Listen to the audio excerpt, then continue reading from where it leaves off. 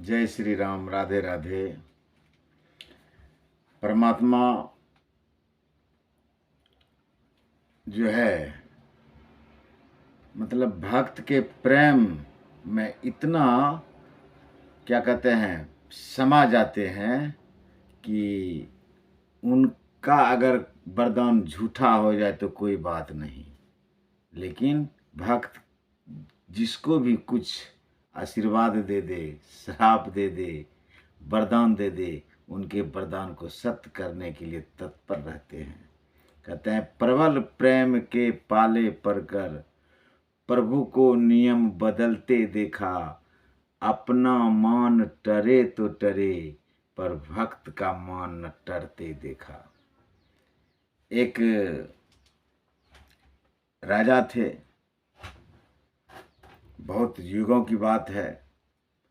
पहले नारद भगवान मृत्युलोक में आते थे। जब नारद भगवान उस राजा के दरवाजे पर गया, उस राजा को एक भी पुत्र नहीं था। तो नारद भगवान से राजा ने शिकायत किया कि मुझे एक भी पुत्र नहीं है। तो नारद बोले ठीक है, मैं भगवान से बात करूँगा। गए ठाकुर जी से बोले कि वह राजा जो है बहुत दुखी है, क्या महाराज उनके भाग में पुत्र का सुख नहीं लिखा है? बोला अभी क्या, एक जन्म किया, अभी 7 जन्म तक नहीं होगा। लेकिन एक बैरागी संत भूखा जा रहा था, जाते जाते राजा के दरबार से ही गुजर रहा था और बोल रहा था जितना रोटी उतना पुत्र। बस क्या था, राजा की पत्नी दौड़ कर आई, उस महात्मा को घर में ले गया और बिठाकर उनको 7 रोटी खिलाया। और पुनः समय आने पर उनको 7 पुत्र भी हो गया। जब नारद का पुनः आगमन हुआ तब सब राजा जो है सब पुत्र को बुलाकर नारद को प्रणाम कराया। तो नारद को आश्चर्य हुआ, बोला क्या कि भगवान ने बोला कि इनके भाग में 7 जन्म तक पुत्र नहीं है। तब नारद गए बैकुंठ में, बोले हे प्रभु, आपने बोला कि अमुख राजे को एक भी 7 जन्म तक पुत्र नहीं होगा, लेकिन उनको तो 7 पुत्र हो गया।